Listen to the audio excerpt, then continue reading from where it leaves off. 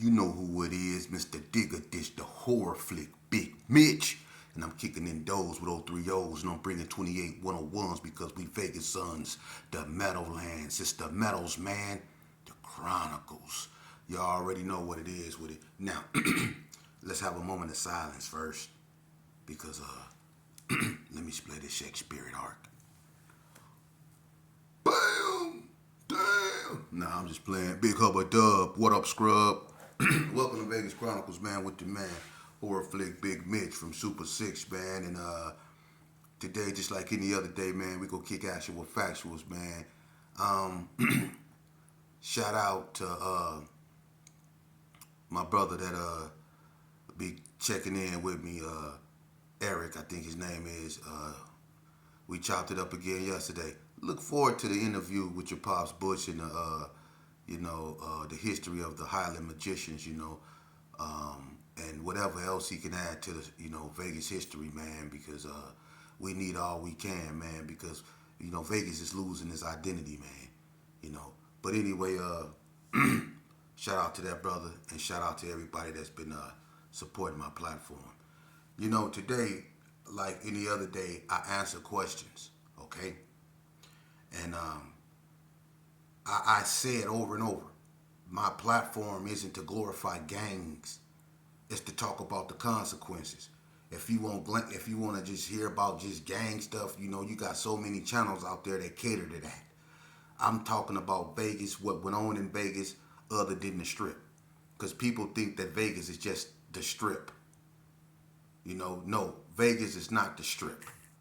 And people don't even know nothing about the Strip, which is actually, I think it was made in 1925. It was actually called, the first name of the Strip was actually called Fremont Street. So if you think Vegas is all about that, you done lost your damn mind. So the question that was asked to me was this. Who is the top 5 hardest gangs in Vegas?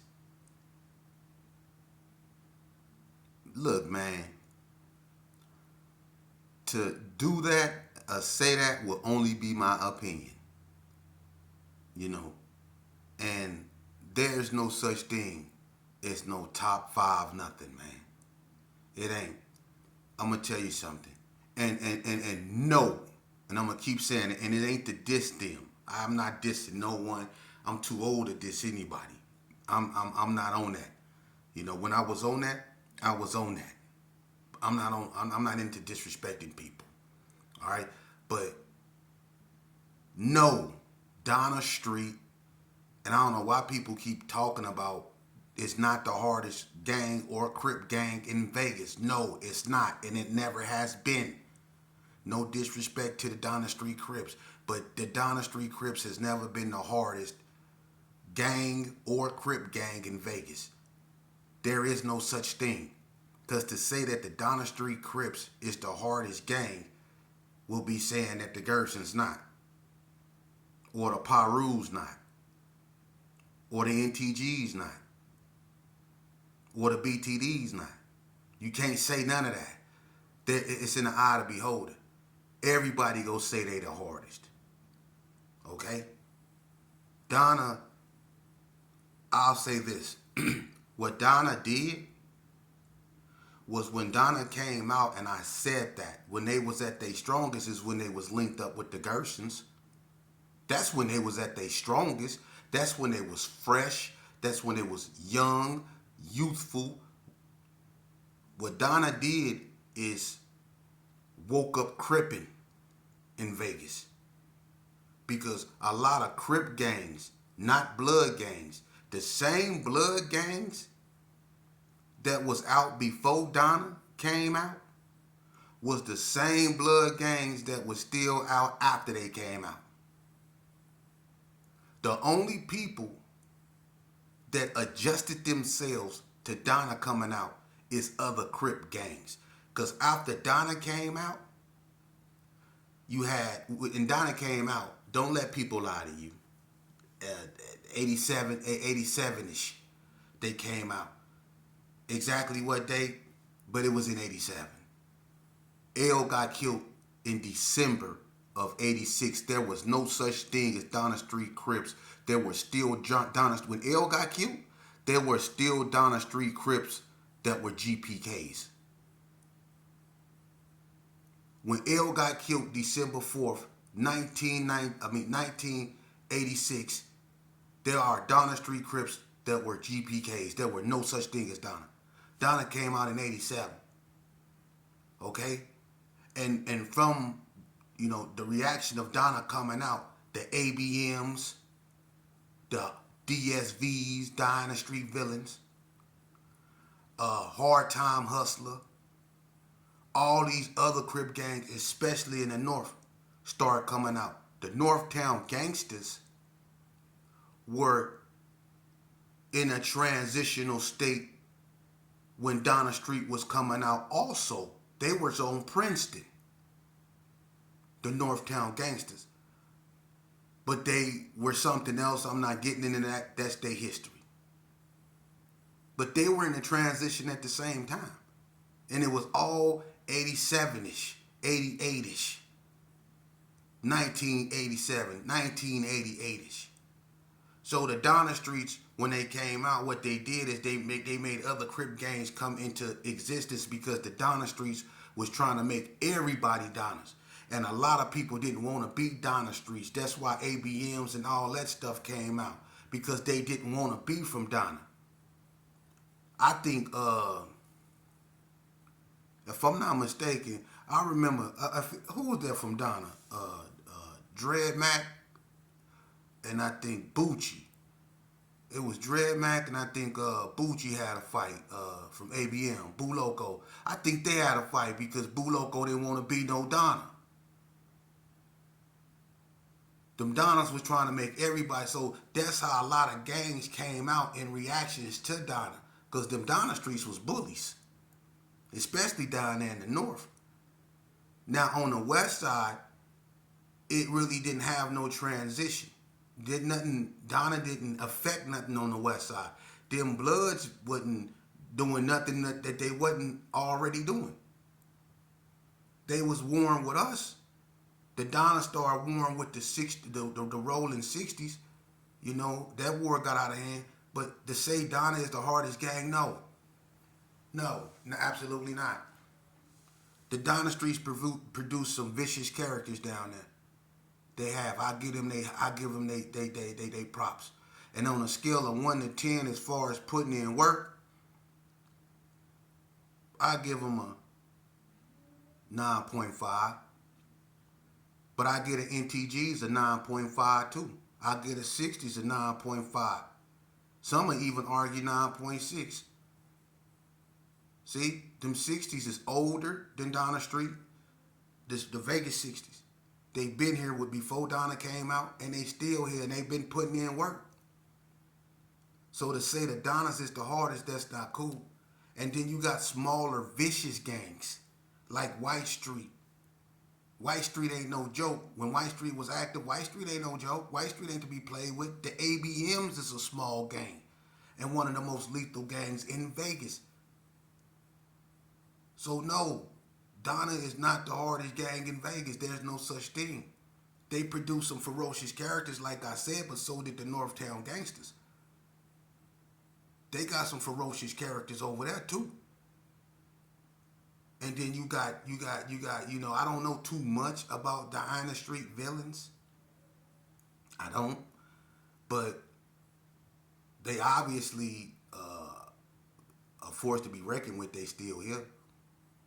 Hard Time Hustlers, I know about them. Freight Train and all them down there. Rock, rest in peace. CeeLo's, all them. You know what I'm saying? And, they was about their biz too. But no, Donna Street was not the hardest gang or the hardest Crip gang. They were one of the hardest Crip gang. So we could say that, because I'm going to tell you something. When you talk about hardness, is you talking about hard in a sense of fighting, hard in a sense of shooting people? What do you mean by hard? Because I'm going to tell you something. When it comes to fighting, let's put the guns down for a second, because we did that before. When we come to fight, when it come to fighting, them Bloods ain't no joke. I ain't saying they the hardest, but when it come to fighting, them Bloods ain't no joke. Trust me. I was born and raised in Herbert Gersons. We fought them. The PBs, the Pyrus, the Coast when they came out, the Hood whenever we ran into them, we got out. Them Bloods can get out. Especially them Pyrus, and them Hoods, and them Coast, and them PBs. They can get out. The Square, they can get out. Bad Loc, Paul Synagogue can get out. Bunch of them dudes over there, they can get out. They homegirls can get out. Pocahontas, Tanya Washington, Felicia Day, Felicia Howe, Lil Rab, all them. Her sister, Desiree, Big Vanna from the Coast. They gets down, but so do the 60s. So when you talk about fighting, and you listen, and the hand god of all hand gods come up out of Herbert Gerson, Big Sheepdog. So when it come to hands, you know, them Bloods, them Gersons, them 60s, you know what I'm saying? The North, some GQs like Dino, you know, Lowdown, all them, they had hands. Carl Wesley, they had hands. But them Bloods known for hands. Now when it come to this shooting, okay. Man, I ain't gonna lie. When it come to popping, man, I ain't gonna lie. Them Crips got that. The Bloods, you know, the Bloods the type of person. I'm gonna keep it real with you, and I know these people gonna rub people the wrong way, but I'm gonna keep it so 100 with you. You got a lot of Bloods that's official tissue, you know, too, but them Bloods will prefer to put the gun down and beat your ass. A lot of Bloods do. I'm serious. We fought them. We over there on the side of them. I know them. I know them Bloods. Them Bloods would rather put their guns down and whoop your ass. I'm going to keep it real. Them Bloods, they rather fight. You know. But them Crips, like them Donnas, I don't think there's been more shootings in any other neighborhood or on any other neighborhood than Donna Street. They shooting up everything. The NTGs, everything. The 60s go do what you want. With the 60s, they're a little bit more. They unique because, you know, they're a mixture of they got fighters, they got it all. But the 60s, you know, was always the kind of neighborhood that always had, it's like it's back against the wall because they 60s. And they don't ride with nobody. They ride with the 50s. You know, when the 50s turned rolling 50, but you know, and they had relations with the Coast, but that's a family thing.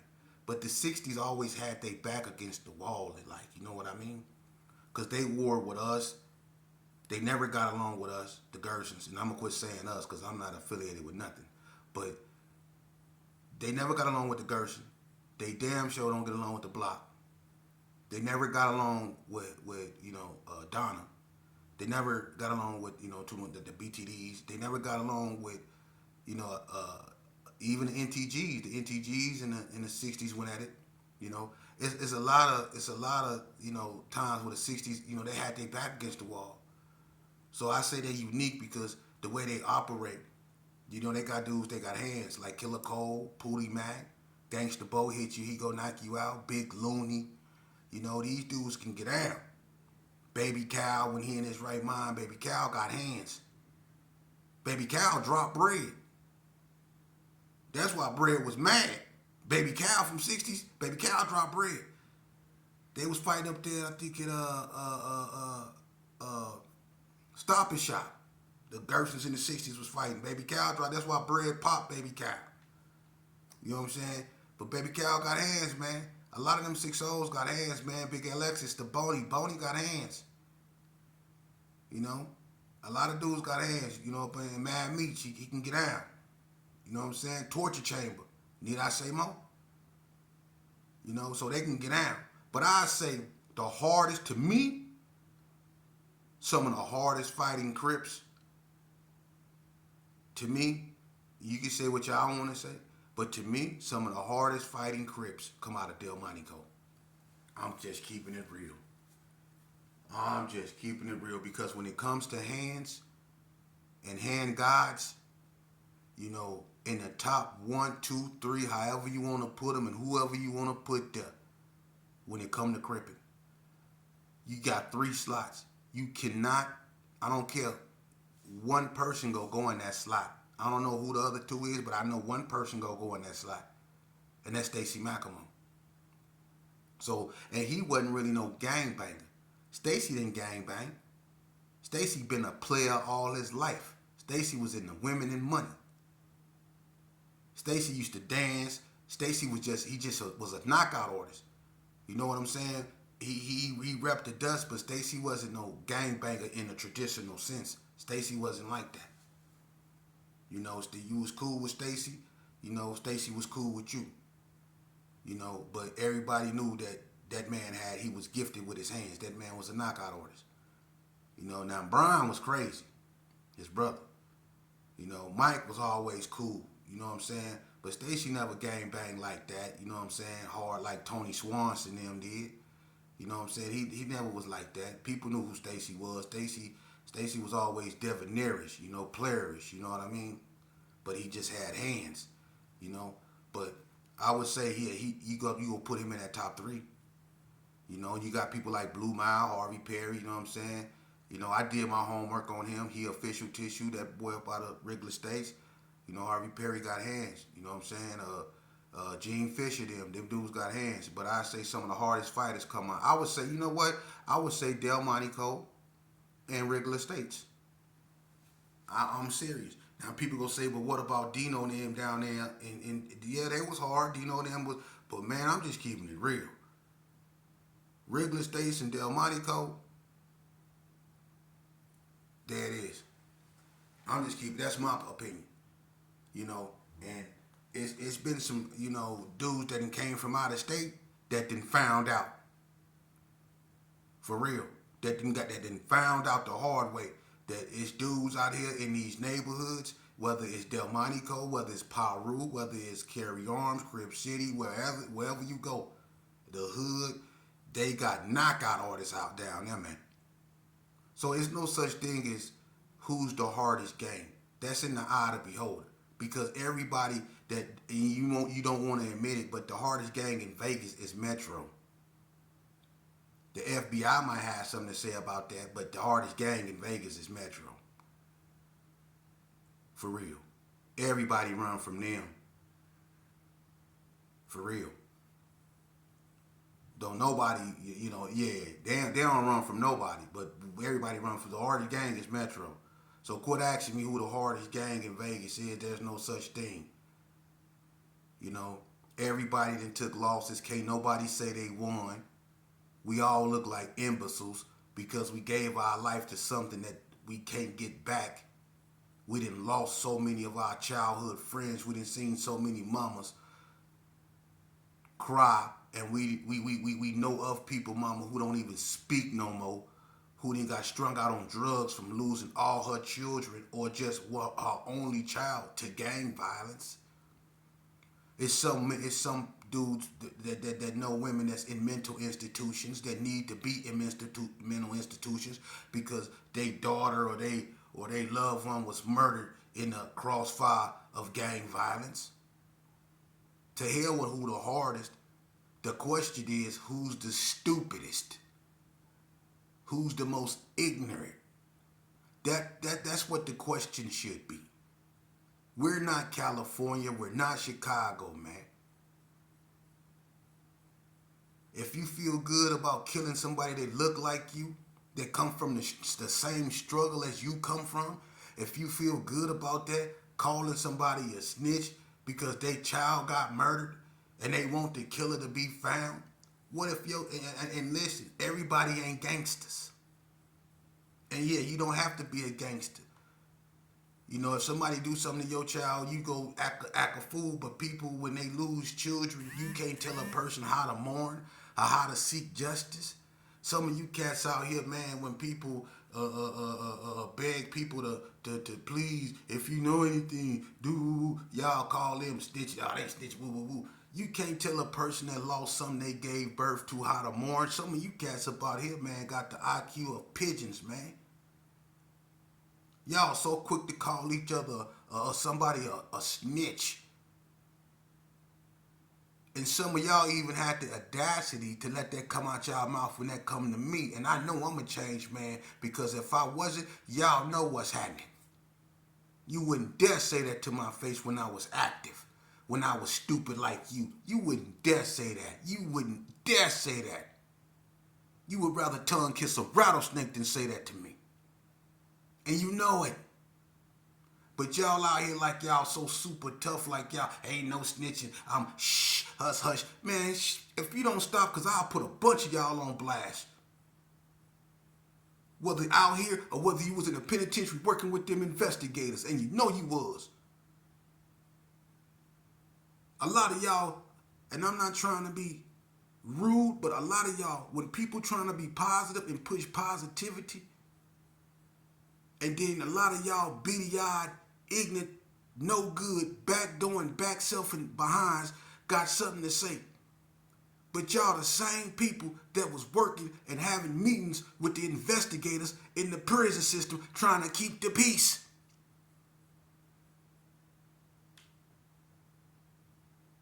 You the same individuals that was laying up there with another, laying in the bed with a man with razor bumps. Both of y'all laying in the bed and that smelling like speed stick. But you out here doing this here. You need to walk around with a bag over your head. When people pushing positivity, oh, they telling. They telling what? Telling what? Huh? Telling what? That's the thing. Half y'all done already told everything. Telling what? What is there to be told that y'all ain't already told?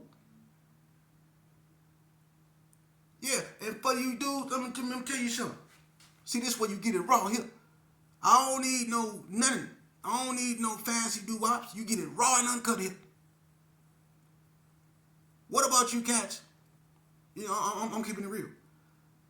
What about you cats that, listen, I come from when they first put that substation in the G's. Mm-hmm. Do y'all really want to go there? Huh? And when we was in the penitentiary,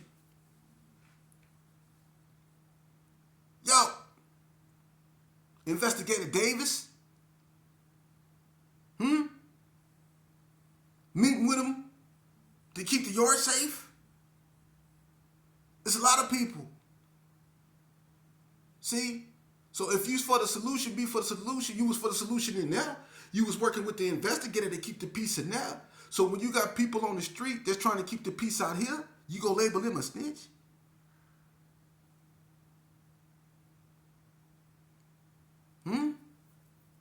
You ain't making sense. And you know I'm not lying because them youngsters know I'm not lying. Them youngsters seen you do it. Got these people going up in there line, got people thinking certain people shot callers.